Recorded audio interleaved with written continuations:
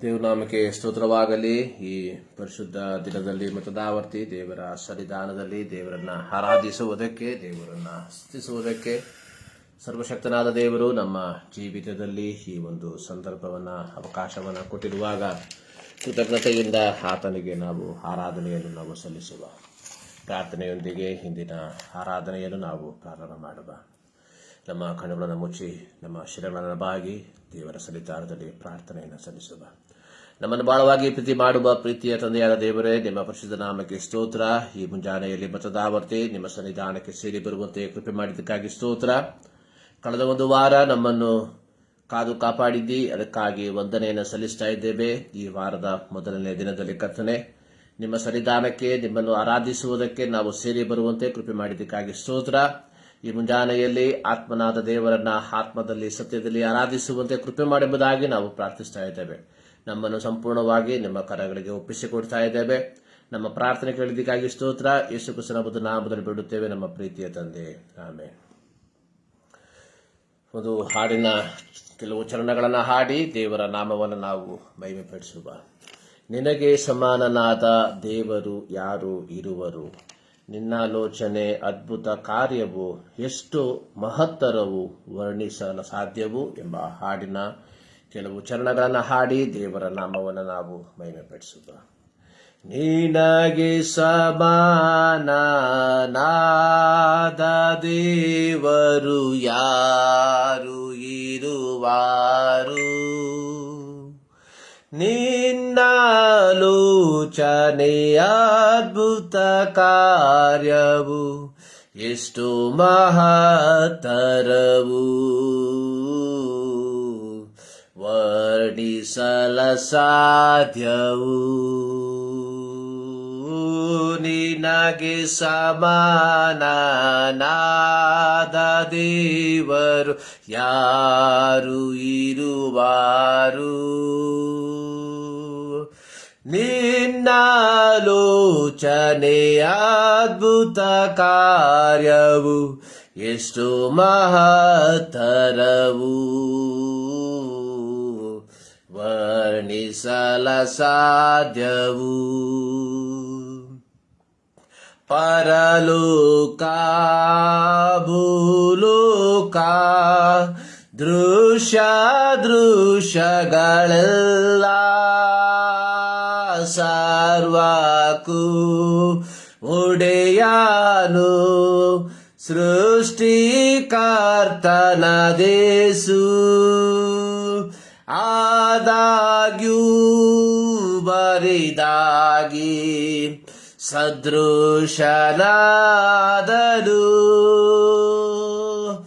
ಮನುಷ್ಯನಾದನು. ನಿನಗೆ ಸಮಾನನಾದ ದೇವರು ಯಾರು ಇರುವಾರು,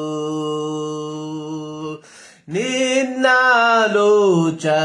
ಅದ್ಭುತ ಕಾರ್ಯವು ಎಷ್ಟು ಮಹತ್ತರವು, ವರ್ಣಿಸಲ ಸಾಧ್ಯವು. ಕರುಣೆಯುಳ್ಳ ಪ್ರೀತಿಯುಳ್ಳ ಶ್ರೇಷ್ಠ ಕರ್ತನು ನೀನೇ, ನಿರಂತರವಾದ ರಕ್ಷಣೆಗೆ ಕಾರ್ಯಕರ್ತನು ನೀನೇ, ಶಾಶ್ವತ ಪ್ರೇಮದ ಹಾಸರೆಯಲ್ಲಿ ನಡೆಸುವಾತನು, ಯೇಸು ಪ್ರಭುವು. ನಿನಗೆ ಸಮಾನನಾದ ದೇವರು ಯಾರು ಇರುವಾರು, ನಿನ್ನಾಲೋಚನೆ ಅದ್ಭುತ ಕಾರ್ಯವು ಎಷ್ಟು ಮಹತ್ತರವು, ವರ್ಣಿಸಲ ಸಾಧ್ಯವು. ನಿನ್ನ ಕೃಪೆ ಇರದಿದ್ದರೆ ಏನಾಗುವೆನೋ ನಾನು, ಕೈ ಹಿಡಿದು ಬಲಪಡಿಸಿ ಆಧರಿಸುವೆ ನೀನು. ವೇದನೆ ದುಃಖ ಕಣ್ಣೀರು ಇದ್ದರು ನನಗೆ ಚೈತನ್ಯಗೊಳ್ಳುವೆ. ನಿನಗೆ ಸಮಾನನಾದ ದೇವರು ಯಾರು ಇರುವಾರು. ನಿನ್ನಾಲೋಚನೆ ಅದ್ಭುತ ಕಾರ್ಯವು ಎಷ್ಟು ಮಹತ್ತರವು. ವರ್ಣಿಸಲ ಸಾಧ್ಯವು. ನಿನಗೆ ಸಮಾನನಾದ ದೇವರು ಯಾರು ಇರುವಾರು. ನಿನ್ನಾಲೋಚನೆ ಅದ್ಭುತ ಕಾರ್ಯವು ಎಷ್ಟು ಮಹತ್ತರವು. ವರ್ಣಿಸಲ ಸಾಧ್ಯವು. ಹಲ್ಲೆಲೂಯಾ. ನಿನಗೆ ಸಮಾನನಾದ ದೇವರು ಯಾರು ಇರುವರು. ಯಾವುದಕ್ಕೆ ನಾವು ದೇವರನ್ನ ಸರಿ ಸಮಾನವಾಗಿ ಹೋಲಿಕೆ ಮಾಡಬಹುದು? ಈ ಲೋಕದಲ್ಲಿ ಕಾಣುವಂತಹ ದೃಶ್ಯಗಳೆಲ್ಲ ಆತನಿಗೆ ಸರಿಗಟ್ಟುವುದಕ್ಕೆ, ಸರಿ ಸಮಾನವಾಗಿ ಮಾಡುವುದಕ್ಕೆ ಸಾಧ್ಯವ? ಇಲ್ಲಿ ಹಾಡುಗಾರನು ಹಾಡುವಂಥದ್ದು ಪರಲೋಕ ಭೂಲೋಕ ದೃಶ್ಯಗಳೆಲ್ಲ ಸರ್ವಕ್ಕೂ ಒಡೆಯನು ಸೃಷ್ಟಿಕರ್ತನಾದ ಯೇಸು. ಸರ್ವ ಸೃಷ್ಟಿಯನ್ನ ನಿರ್ಮಿಸಿರುವಂತವನು ಯಾರು? ನಾವು ಆರಾಧಿಸುವಂತಹ ನಮ್ಮ ಯೇಸು ಕ್ರಿಸ್ತನು. ದೇವರ ಕುರಿತಾಗಿರುವಂತಹ ಪೂರ್ಣವಾದ ಗ್ರಹಿಕೆ ನಮಗೆ ಇರಬೇಕಾದಂಥದ್ದು ಬಹಳ ಪ್ರಾಮುಖ್ಯ. ಅನೇಕ ಸಂದರ್ಭಗಳಲ್ಲಿ ದೇವರನ್ನ ನಾವು ಆರಾಧಿಸುತ್ತೇವೆ, ಆದರೆ ದೇವರ ಕುರಿತಾಗಿರುವಂತಹ ಪೂರ್ಣವಾದ ಗ್ರಹಿಕೆ ಇಲ್ಲದೆ ನಾವು ದೇವರನ್ನ ಆರಾಧಿಸುವಂತವರಾಗಿರ್ತೇವೆ. ಒಬ್ಬ ಮಗ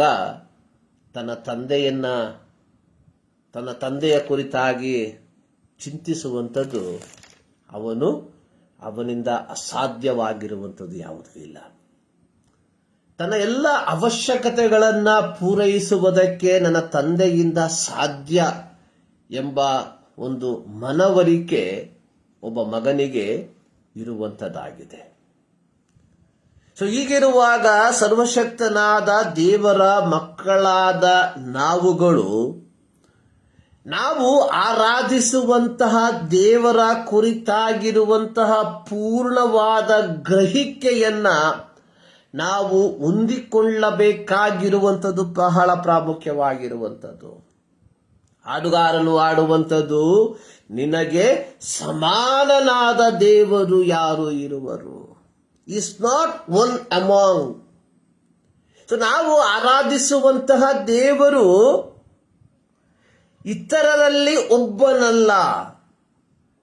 ನಾವು ಆರಾಧಿಸುವಂತಹ ದೇವರು ಏಕಮಾತ್ರನು.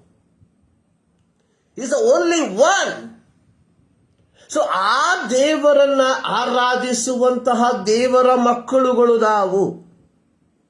ಹೀಗಿರುವಾಗ ನಮಗೆ ಇರುವಂತಹ ಆ ಒಂದು ಸ್ಥಾನಮಾನಗಳ ಕುರಿತಾಗಿ ಒಂದು ಗ್ರಹಿಕೆಯುಳ್ಳವರಾಗಿರಬೇಕಾಗಿರುವಂಥದ್ದು ಬಹಳ ಪ್ರಾಮುಖ್ಯವಾಗಿರುವಂಥದ್ದು. ನೋಡಿ, ಈ ಹಾಡಿನ ಕೊನೆಯ ಚರಣದಲ್ಲಿ ಹಾಡುಗಾರನು ಹಾಡುವಂಥದ್ದು, ನಿನ್ನ ಕೃಪೆ ಇರದಿದ್ದರೆ ಏನಾಗುವೆನೋ ನಾನು, ಕೈ ಹಿಡಿದು ಬಲಪಡಿಸಿ ಆಧರಿಸುವೆ ನೀನು, ವೇದನೆ ದುಃಖ ಕಣ್ಣೀರು ಇದ್ದರೂ ನನಗೆ ಚೈತನ್ಯಗೊಳ್ಳುವೆ. ನಿನ್ನ ಕೃಪೆ. ಈ ಸರ್ವಶಕ್ತನಾದ ದೇವರ ಕೃಪೆಯನ್ನ ಹೊಂದಿರುವಂತವರಾಗಿದ್ದೇವೆ ದೇವರ ಮಕ್ಕಳಾದ ನಾವುಗಳು. ಯೇಸು ಸ್ವಾಮಿ ಹೇಳಿರುವಂಥದ್ದು, ನೀವು ನನ್ನನ್ನು ಆರಿಸಿಕೊಳ್ಳಲಿಲ್ಲ, ನಾನು ನಿಮ್ಮನ್ನ ಆರಿಸಿ ತೆಗೆದುಕೊಂಡಿದ್ದೇನೆ. ಅಂದ್ರೆ ದೇವರ ಕೃಪೆ ನಮ್ಮ ಮೇಲೆ ಬಂದದ್ದರ ಫಲವಾಗಿ, ಅಥವಾ ದೇವರ ಕೃಪೆ ನಮ್ಮ ಮೇಲೆ ಇದ್ದದ್ದರ ಫಲವಾಗಿ ಸುಮಾರು 600 ಕೋಟಿ ಜನಸಂಖ್ಯೆ ಇರುವಂತಹ ಈ ಭೂಮಂಡಲದಿಂದ ದೇವರು ನನ್ನನ್ನ ನಿಮ್ಮನ್ನ ಹೆಸರಿಡಿದು ಕರೆದು ಬೇರ್ಪಡಿಸಿ ಆತನ ಮಕ್ಕಳೆಂಬ ಪದವಿಯನ್ನ ಕೊಟ್ಟು ನಮ್ಮನ್ನು ಈ ಭೂಲೋಕದಲ್ಲಿ ಅದ್ಭುತವಾಗಿ ನಡೆಸ್ತಾ ಇದ್ದಾನೆ. ಸೊ ನಮ್ಮ ಜೀವಿತ ಕೇವಲ ಈ ಲೋಕಕ್ಕೋಸ್ಕರವಾಗಿ ಮಾತ್ರವಲ್ಲ, ದೇವರು ನಮಗೋಸ್ಕರವಾಗಿ ಒಂದು ನಿತ್ಯತ್ವವನ್ನು ಸಿದ್ಧ ಮಾಡಿರುವಂತದ್ದಾಗಿದೆ. ಯೋಹಾನನ ಸುವಾರ್ತೆ 14ನೇ ಅಧ್ಯಾಯದಲ್ಲಿ ಯೇಸು ಸ್ವಾಮಿ ಹೇಳಿರುವಂಥದ್ದು, ಸೊ ನಾನು ನಿಮಗೋಸ್ಕರ ಸ್ಥಳವನ್ನ ಸಿದ್ಧ ಮಾಡುವುದಕ್ಕೆ ಹೋಗುತ್ತಿದ್ದೇನೆ. ಸ್ಥಳವು ಸಿದ್ಧವಾದ ಮೇಲೆ ನಾನು ತಿರುಗಿ ಬಂದು ನಿಮ್ಮನ್ನು ಕರಕೊಂಡು ಹೋಗ್ತೇನೆ. ಕಾರಣ ನಾನಿರುವ ಸ್ಥಳದಲ್ಲಿಯೇ ನೀವು ಇರಬೇಕು. ನೋಡಿ, ದೇವರ ಕೃಪೆ. ಸೊ ದೇವರ ಕೃಪೆ ಕೇವಲ ನಮ್ಮನ್ನು ಈ ಲೋಕದಲ್ಲಿ ದೇವರ ಮಕ್ಕಳಾಗಿ ಮಾರ್ಪಡಿಸುವಂಥದ್ದು ಮಾತ್ರವಲ್ಲ, ದೇವರ ಕೃಪೆ ಅನ್ನುವಂಥದ್ದು ನಾವು ನಿತ್ಯ ನಿರಂತರವಾಗಿ ದೇವರ ಸನ್ನಿಧಾನದಲ್ಲಿ, ದೇವರಿರುವ ಸ್ಥಳದಲ್ಲಿ ಆತನ ಸಂಗಡ ಇರಬೇಕು ಎಂಬುವಂಥದ್ದಾಗಿದೆ. ಸೊ ಈಗ ಹೇಳಿ, ನಿನಗೆ ಸಮಾನನಾದ ದೇವರು ಯಾರು ಇರುವರು? ಯಾರಾದ್ರೂ ಇದ್ದಾರ?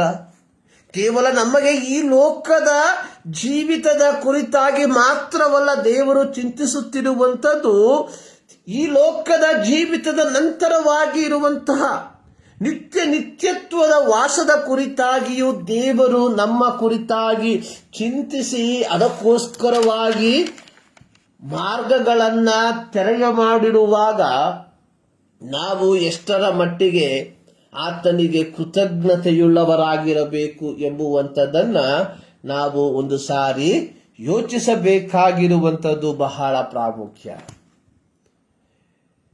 ಪ್ರಿಯರೇ, ದೇವರ ಮಕ್ಕಳಾದ ನಾವು ಅಥವಾ ಕ್ರೈಸ್ತರಾದ ನಾವುಗಳು ಒಂದು ಪ್ರತ್ಯೇಕವಾದ ದೌತ್ಯಕ್ಕೋಸ್ಕರವಾಗಿ ಸೃಷ್ಟಿಸಲ್ಪಟ್ಟಿದ್ದೇವೆ, ಅಥವಾ ಈ ಲೋಕದಲ್ಲಿ ದೇವರು ನಮ್ಮನ್ನು ಇಟ್ಟಿದ್ದಾನೆ. ಆದಿಕಾಂಡ ಪುಸ್ತಕದಲ್ಲಿ ಆದಾಮನ ಸೃಷ್ಟಿಯ ಕುರಿತಾಗಿ ನಾವು ಕಲಿಯುವಾಗ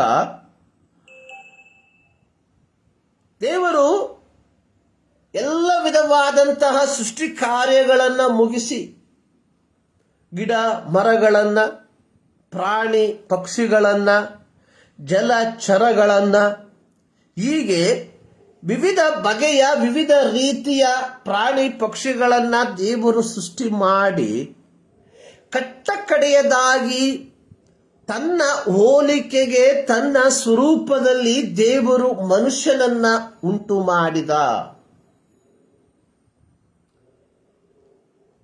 ನೋಡಿ, ದೇವರು ತನ್ನ ಸೃಷ್ಟಿಗಳನ್ನ ಮಾಡುವಂತಹ ಸಂದರ್ಭಗಳಲ್ಲಿ ಮನುಷ್ಯನನ್ನ ಬಿಟ್ಟು ಆತನು ಸಂಜೆಯ ತಂಗಾಳಿಯಲ್ಲಿ ತೋಟದಲ್ಲಿ ಇಳಿದು ಬಂದನು ಎಂಬ ಪದಪ್ರಯೋಗವನ್ನು ನಾವು ಕಾಣೋದಿಲ್ಲ.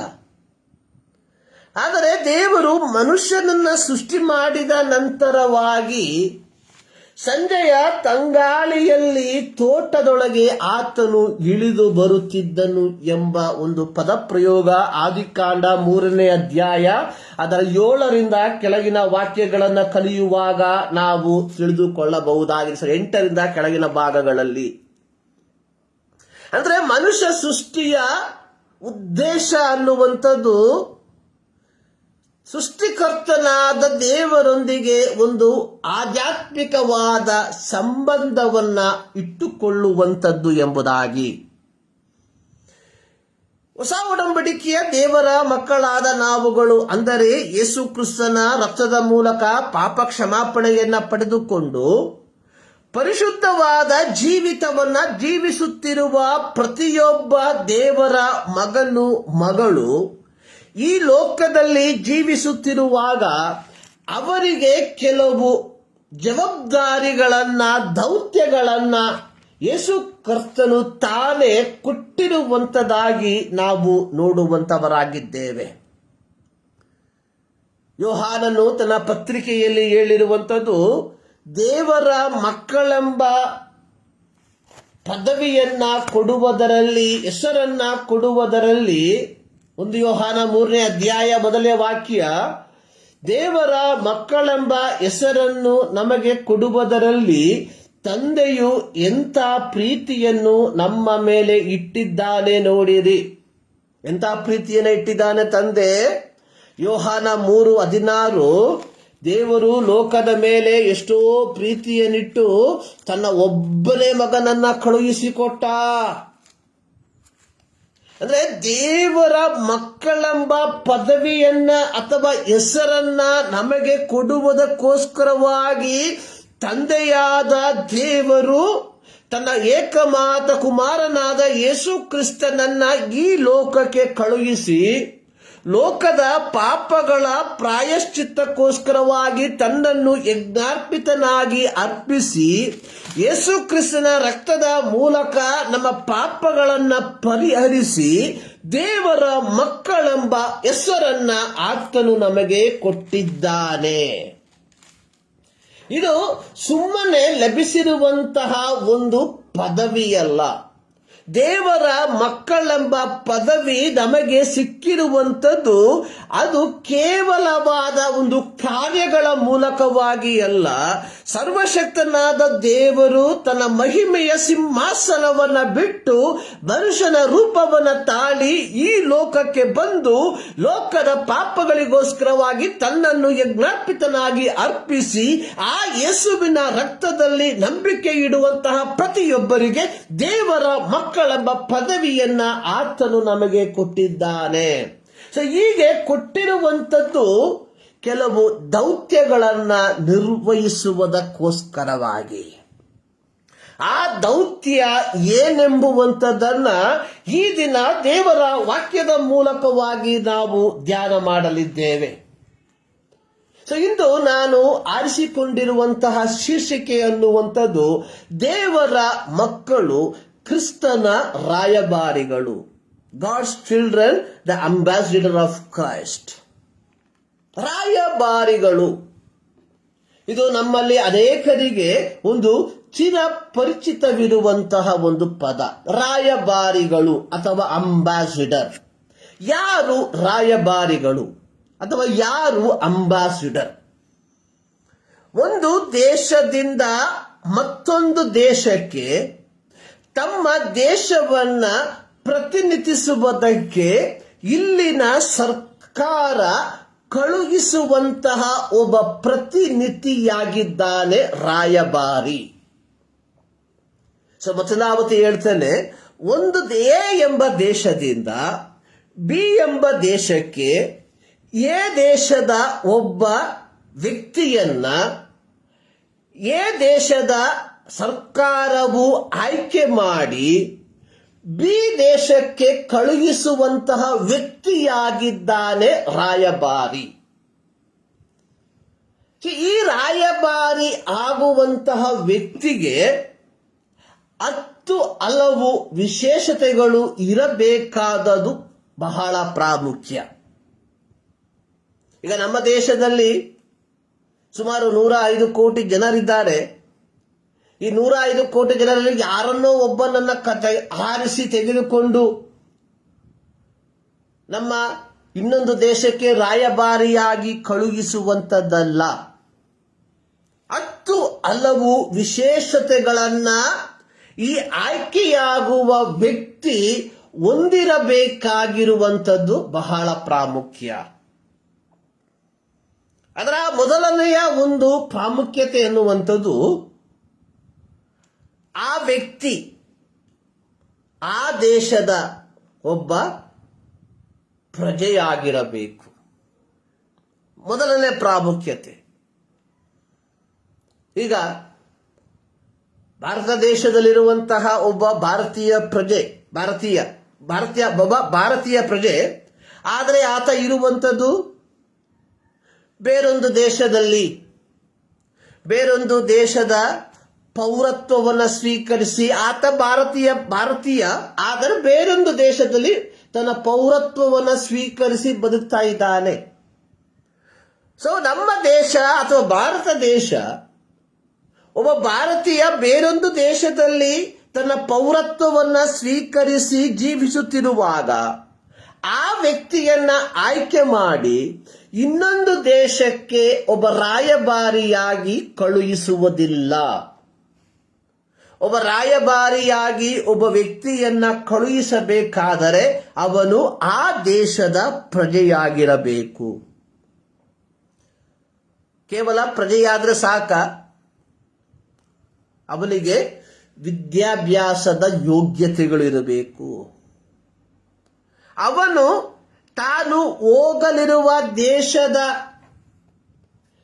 ಭಾಷೆಯ ಜ್ಞಾನವನ್ನ ಹೊಂದಿದವನಾಗಿರಬೇಕು. ಆ ದೇಶದ ಸಾಂಸ್ಕೃತಿಕ ಕಾರ್ಯಗಳ ಕುರಿತಾಗಿ ತಿಳುವಳಿಕೆ ಉಳ್ಳವನಾಗಿರಬೇಕು.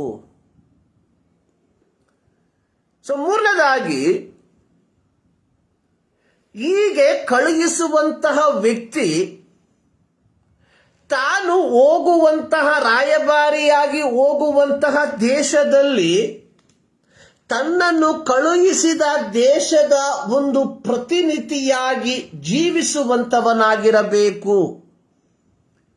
ತಾನು ಹೋಗುತ್ತಿರುವ ಅಥವಾ ತನ್ನ ದೇಶದ ಮೌಲ್ಯವನ್ನ ತಾನು ಇರುವಂತಹ ದೇಶದಲ್ಲಿ ಎತ್ತಿ ಹಿಡಿಯುವ ವ್ಯಕ್ತಿಯಾಗಿರಬೇಕು.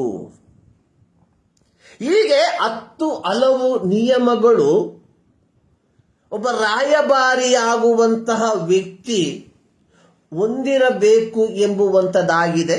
ಕೆಲಪವಾದಂತಹ ಕೇವಲ ಕೆಲವೇ ವಿಚಾರಗಳನ್ನು ಮಾತ್ರ ನಾನು ನಿಮಗೆ ಹೇಳಿರುವಂತವನಾಗಿದ್ದೇನೆ. ಸೊ ನಮ್ಮ ವಿಚಾರ ಈ ಲೋಕದ ರಾಯಭಾರಿಯಲ್ಲ, ನಾವು ಕ್ರಿಸ್ತನ ರಾಯಭಾರಿಗಳು ಎಂಬ ವಿಚಾರದಲ್ಲಿ ನಾವು ದೇವರ ವಾಕ್ಯವನ್ನು ಧ್ಯಾನ ಮಾಡ್ತಾ ಇದ್ದೇವೆ. ಅಂದ್ರೆ ಈ ಲೋಕದಲ್ಲಿ ಒಬ್ಬ ವ್ಯಕ್ತಿ ಬೇರೊಂದು ದೇಶಕ್ಕೆ ರಾಯಭಾರಿಯಾಗಿ ಹೋಗಬೇಕಾದರೆ ಇಂತಹ 10 ಹಲವು ಕಾರ್ಯಗಳನ್ನ ತನ್ನ ಜೀವಿತದಲ್ಲಿ ಅವನು ಅಳವಡಿಸಿಕೊಳ್ಳಬೇಕಾದರೆ ಭೂಪರ ಲೋಕದ ಒಡೆಯನಾಗಿರುವ ಯೇಸು ಕ್ರಿಸ್ತನ ಮಕ್ಕಳಾದ ನಾವುಗಳು ಈ ಲೋಕದಲ್ಲಿ ರಾಯಭಾರಿಗಳಾಗಿ ಜೀವಿಸುವಾಗ ನಾವು ಅನುಸರಿಸಬೇಕಾದಂತಹ ವಿಶೇಷತೆಗಳು ಏನಾಗಿದೆ? ನಾನು ಪ್ರಾರಂಭದಲ್ಲಿ ಹೇಳಿದೆ, ಎ ದೇಶದಲ್ಲಿರುವಂತಹ ಒಬ್ಬ ವ್ಯಕ್ತಿ ಬಿ ದೇಶಕ್ಕೆ ರಾಯಭಾರಿಯಾಗಿ ಹೋಗಬೇಕಾದರೆ ಆತ ಎ ದೇಶದ ಪೌರತ್ವವನ್ನ ಹೊಂದಿದವನಾಗಿರಬೇಕು.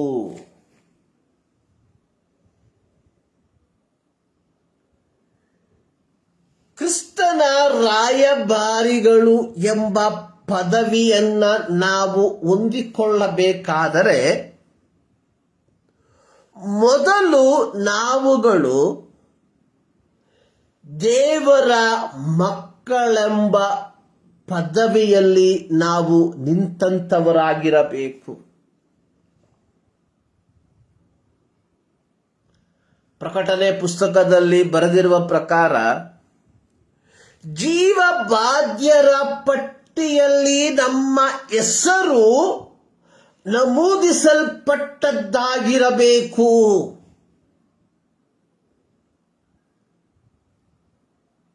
ನಮ್ಮ ದೇಶದ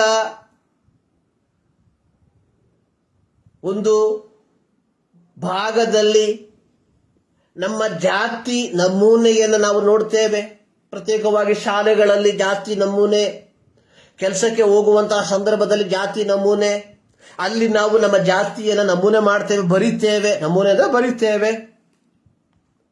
ನಮ್ಮ ಸಭೆಗಳಲ್ಲಿ ನಾವು ಸಭೆಯ ಅಂಗಗಳು ಎಂಬುದಾಗಿ ನಮ್ಮ ಹೆಸರುಗಳು ಅಲ್ಲಿರುವ ರಿಜಿಸ್ಟ್ರೇಷನ್ ಅಲ್ಲಿ ಬರೆಯಲ್ಪಟ್ಟಿರುತ್ತದೆ. ಪ್ರತ್ಯೇಕವಾಗಿ ದೀಕ್ಷಾಸ್ಥಾನವನ್ನು ತೆಗೆದುಕೊಳ್ಳುವಂತಹ ಸಂದರ್ಭದಲ್ಲಿ ನಾವು ಸಭೆಯ ಅಂಗಗಳಾಗಿ ಮಾರ್ಪಟ್ಟಿದ್ದೇವೆ ಎಂಬುವಂತಹ ಒಂದು ಸರ್ಟಿಫಿಕೇಟ್ ಅನ್ನು ನಾವು ನಮ್ಮ ಸಭೆಯಿಂದ ಪಡೆದುಕೊಳ್ಳುವಂತವರಾಗಿದ್ದೇವೆ. ಹೀಗೆ 10 ಹಲವುಗಳು. ಕೇವಲ ಇಂತಹ ಒಂದು ಪೌರತ್ವವನ್ನ ಪಡೆದರೆ ನಾವು ರಾಯಭಾರಿಗಳಾಗುವುದಕ್ಕೆ ಸಾಧ್ಯವಿಲ್ಲ. ನಾವು ಕ್ರಿಸ್ತನ ರಾಯಭಾರಿಗಳಾಗಿ ಮಾರ್ಪಡಬೇಕಾದರೆ ನಾವು ಪರಲೋಕದ ಪೌರತ್ವವನ್ನು ಪಡೆದುಕೊಂಡವರಾಗಿರಬೇಕು. ಪರಲೋಕದ ಪೌರತ್ವ ಅನ್ನುವಂಥದ್ದು ನಮ್ಮ ಹೆಸರು ಜೀವಬಾಧ್ಯರ ಪಟ್ಟಿಯಲ್ಲಿ ನಮೂದಿಸಲ್ಪಟ್ಟಿರುವಂಥದ್ದು. ನಮ್ಮ ಹೆಸರು ಜೀವಬಾಧ್ಯರ ಪಟ್ಟಿಯಲ್ಲಿ ನಮೂದಿಸಲ್ಪಡಬೇಕಾದರೆ ಈ ಲೋಕದಲ್ಲಿ ನಾವು ಜೀವಿಸಬೇಕಾದಂತಹ ವಿಧಾನಗಳ ಕುರಿತಾಗಿ ಸತ್ಯವೇದ ಸ್ಪಷ್ಟವಾಗಿ ಬರೆದಿರುವಂತದ್ದಾಗಿ ನಾವು ನೋಡುತ್ತೇವೆ. ಕೇವಲ ಕ್ರೈಸ್ತ ಕುಟುಂಬದಲ್ಲಿ ಹುಟ್ಟಿದ್ದರ ಫಲವಾಗಿ ನಾನು ಪರಲೋಕದ ಪೌರತ್ವವನ್ನ ಪಡೆದುಕೊಳ್ಳುವುದಿಲ್ಲ. ನಾನು ದೀಕ್ಷಾಸ್ಥಾನವನ್ನ ತೆಗೆದುಕೊಂಡದ್ದರ ಫಲವಾಗಿ ಪರಲೋಕದ ಪೌರತ್ವ ನನಗೆ ಲಭಿಸುವುದಿಲ್ಲ. ನಾನು ಪ್ರತಿ ತಿಂಗಳು ದಶಮ ಭಾಗಗಳನ್ನ ಪ್ರತಿ ವಾರ ಕಾಣಿಕೆಗಳನ್ನ ಸಮರ್ಪಿಸುವುದರಿಂದ ನಾನು ಪರಲೋಕದ ಪೌರತ್ವವನ್ನ ಪಡೆದುಕೊಳ್ಳುವುದಿಲ್ಲ.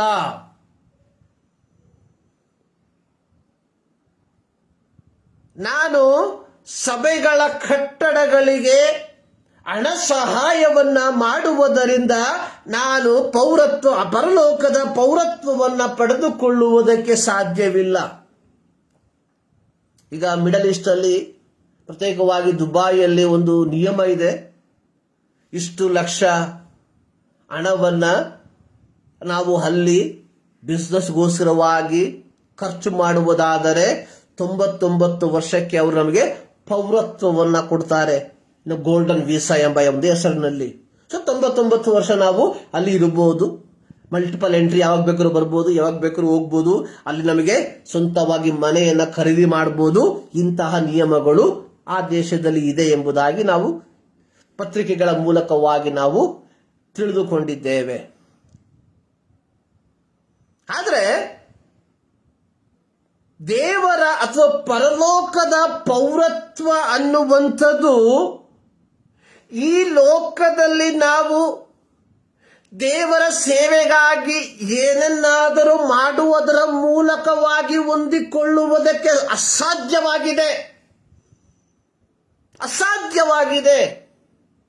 ಪರಲೋಕದ ಪೌರತ್ವವನ್ನು ನಾವು ಸ್ವೀಕಾರ ಮಾಡಬೇಕಾದರೆ ಈ ಲೋಕದಲ್ಲಿ ನಾವು ಜೀವಿಸಬೇಕಾದ ನಿಯಮಗಳ ಕುರಿತಾಗಿ ಸ್ಪಷ್ಟವಾದ ತಿಳುವಳಿಕೆಯನ್ನ ನಾವು ಪಡೆದುಕೊಂಡವರಾಗಿರಬೇಕು.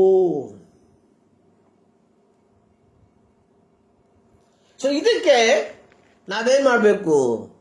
ಪ್ರತ್ಯೇಕವಾಗಿ ಕ್ರೈಸ್ತರಾದ ನಾವುಗಳು ನಮ್ಮ ದೈನಂದಿನ ಜೀವಿತ ದೇವರ ವಾಕ್ಯಾನುಸಾರವಾಗಿ ಇದೆಯೋ ಇಲ್ಲವೋ ಎಂಬುವಂಥದ್ದನ್ನ ಪರೀಕ್ಷಿಸಿ ಅದಕ್ಕನುಸಾರವಾಗಿ ಜೀವಿಸಬೇಕಾಗಿರುವಂಥದ್ದು ಬಹಳ ಪ್ರಾಮುಖ್ಯ. ಇದಕ್ಕಿರುವಂತಹ ಏಕೈಕ ಮಾರ್ಗ ಏನಂದ್ರೆ ದೇವರ ವಾಕ್ಯವನ್ನು ಖುದ್ದಾಗಿ ಓದುವುದು, ದೇವರ ವಾಕ್ಯವನ್ನು ಖುದ್ದಾಗಿ ಧ್ಯಾನ ಮಾಡುವುದು, ದೇವರ ವಾಕ್ಯಾನುಸಾರವಾಗಿ ನಮ್ಮ ಜೀವಿತವನ್ನ ಕ್ರಮಪಡಿಸಿಕೊಳ್ಳುವಂಥದ್ದು ಆಗಿದೆ. ಇಂದು ನಾವು ವಾಸಿಸುವಂತಹ ಯುಗ ಅನ್ನುವಂಥದ್ದು ಇಂಟರ್ನೆಟ್ ಯುಗ. ಇಂದು ಅನೇಕರು ಕೇವಲ ಇತರರ ವಾಕ್ಯಗಳನ್ನ ಕೇಳಿ ಅನುದಿನದ ಮನ್ನಾ ಇಂತಹ ವಾಕ್ಯಗಳನ್ನ ಕೇಳಿ ವೈಯಕ್ತಿಕವಾಗಿ ದೇವರೊಟ್ಟಿಗೆ ಸಮಯವನ್ನ ಕಳೆಯದೆ ವೈಯಕ್ತಿಕವಾಗಿ ದೇವರ ವಾಕ್ಯವನ್ನ ಓದದೆ, ವೈಯಕ್ತಿಕವಾಗಿ ದೇವರ ವಾಕ್ಯವನ್ನ ಧ್ಯಾನ ಮಾಡದೆ, ಇತರರ ಬೋಧನೆಯನ್ನ ಕೇಳಿ ತಮ್ಮ ಜೀವಿತವನ್ನ ಮುಂದಕ್ಕೆ ತೆಗೆದುಕೊಂಡು ಹೋಗುವಂತಹ ಒಂದು ಕಾಲಘಟ್ಟಗಳಲ್ಲಿ ನಾವು ಜೀವಿಸ್ತಾ ಇದ್ದೇವೆ. ನಾನು ಸಹ ಪ್ರತಿದಿನ ಒಂದು 3 ನಿಮಿಷದ ಮುಂಜಾನೆಯ ವಾಕ್ಯವನ್ನ ನಾನು ಮಾಡುವಂತವನಾಗಿದ್ದೇನೆ. ಆದರೆ ಒಂದು ವಿಚಾರವನ್ನ ಪ್ರತಿ ದೇವರ ಮಕ್ಕಳಿಗೆ ಹೇಳುವುದಕ್ಕೆ ನಾನು ಬಯಸುವಂಥದ್ದು, ನೀವು ವೈಯಕ್ತಿಕವಾಗಿ ದೇವರ ವಾಕ್ಯವನ್ನ ಓದುವಂಥವರು, ಅದನ್ನ ಧ್ಯಾನಿಸುವಂಥವರು, ಅದಕ್ಕನುಸಾರವಾಗಿ ನಿಮ್ಮ ಜೀವಿತವನ್ನ ನಿರ್ವಹಿಸುವಂಥವರು ಆಗಿರಬೇಕು. ಅಪೊಸ್ತಲರ ಕೃತ್ಯದಲ್ಲಿ ಬೆರೋಯ ಸಭೆಯ ಕುರಿತಾಗಿ ಪೌಲನು ಹೇಳುವಂಥದ್ದು ಥೆಸಲೋನಿಕದವರಿಗೆ, ಬೆರೋಯ ಸಭೆಯವರು ಸದ್ಗುಣವುಳ್ಳವರಾಗಿದ್ದರು.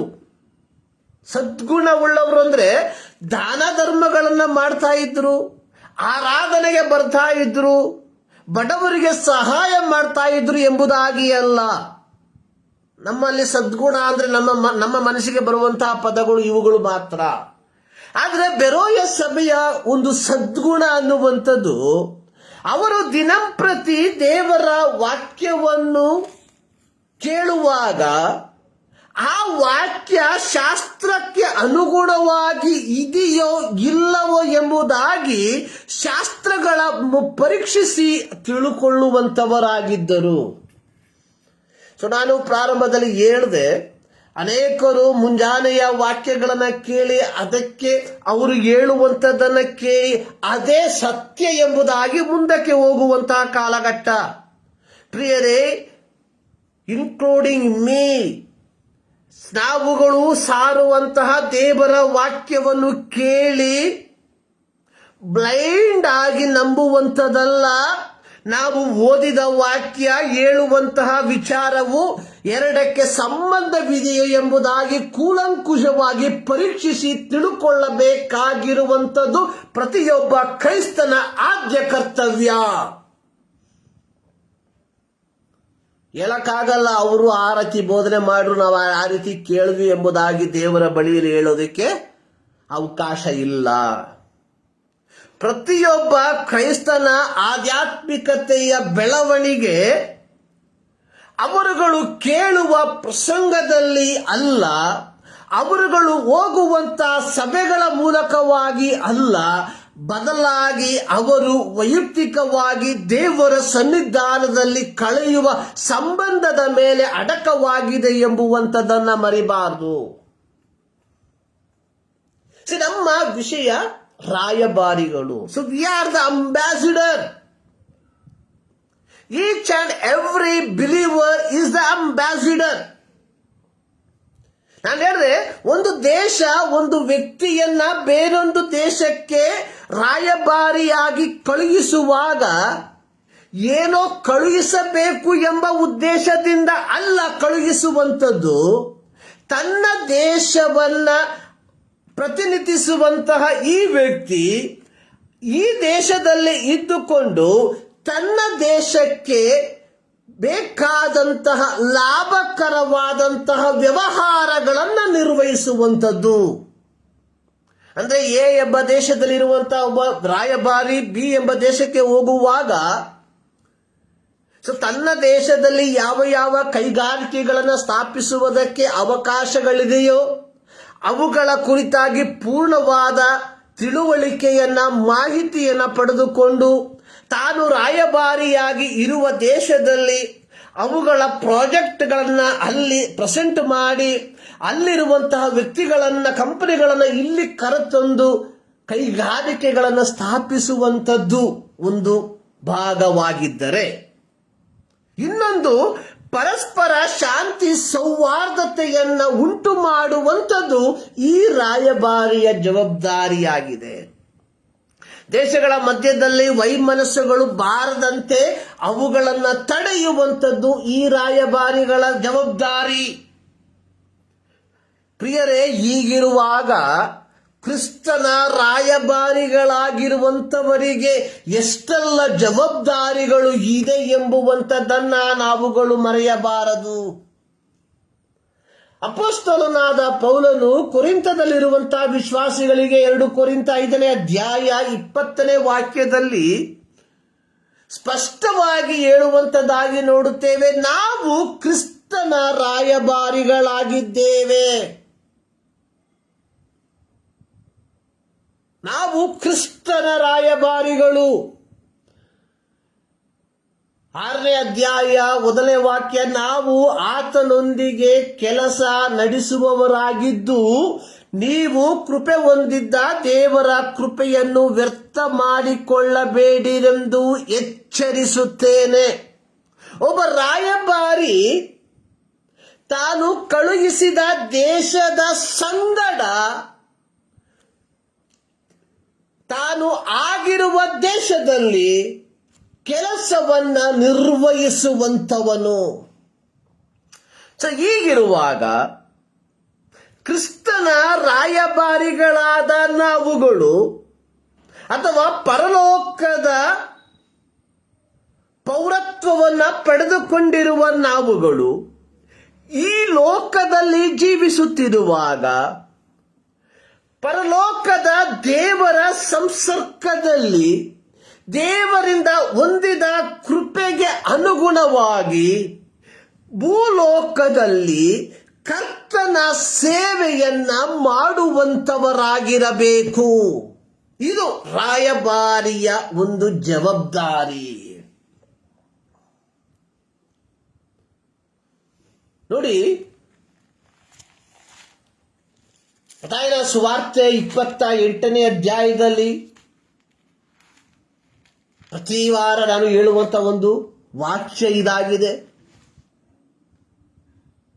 ಆತನು ಯೇಸುಸ್ವಾಮಿ ಪರಲೋಕಕ್ಕೆ ಒಯ್ಯಲ್ಪಡುವುದಕ್ಕಿಂತ ಮುಂಚಿತವಾಗಿ ತನ್ನ ಶಿಷ್ಯರಿಗೆ ಹೇಳಿದ್ದು, ಪರಲೋಕದಲ್ಲಿಯೂ ಭೂಲೋಕದಲ್ಲಿಯೂ ಎಲ್ಲ ಅಧಿಕಾರ ನನಗೆ ಕೊಡಲ್ಪಟ್ಟಿದೆ. ಆದ್ದರಿಂದ ನೀವು ಹೊರಟು ಹೋಗಿ ಎಲ್ಲ ದೇಶಗಳ ಜನರನ್ನು ಶಿಷ್ಯರನ್ನಾಗಿ ಮಾಡಿರಿ. ಅವರಿಗೆ ತಂದೆಯ, ಮಗನ, ಪವಿತ್ರಾತ್ಮನ ಹೆಸರಿನಲ್ಲಿ ದೀಕ್ಷಾಸ್ನಾನ ಮಾಡಿಸಿ ನಾನು ನಿಮಗೆ ಆಜ್ಞಾಪಿಸಿದನ್ನೆಲ್ಲ ಕಾಪಾಡಿಕೊಳ್ಳುವುದಕ್ಕೆ ಅವರಿಗೆ ಉಪದೇಶ ಮಾಡಿರಿ.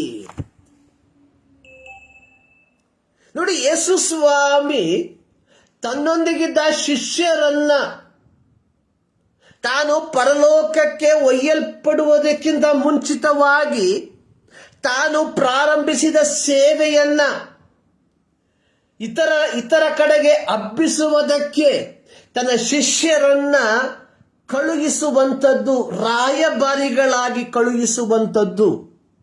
ಕಳುಹಿಸುವ ಸಂದರ್ಭದಲ್ಲಿ ಯೇಸು ಸ್ವಾಮಿ ಹೇಳಿರುವಂಥದ್ದು, ಎಲ್ಲ ಅಧಿಕಾರವು ನನಗೆ ಕೊಡಲ್ಪಟ್ಟಿದೆ. ಆ ಅಧಿಕಾರವು ಅದು ನಿಮಗೂ ಕೊಡಲ್ಪಟ್ಟಿದೆ. ಒಂದು ದೇಶದಲ್ಲಿ ದೇಶಕ್ಕೆ ಇರುವಂತಹ ಅಧಿಕಾರ ಮತ್ತೊಂದು ದೇಶಕ್ಕೆ ರಾಯಭಾರಿಯಾಗಿ ಕಳುಹಿಸುವಂತಹ ವ್ಯಕ್ತಿಗೆ ಕೊಡಲ್ಪಟ್ಟಿರುವಂತದ್ದಾಗಿದೆ.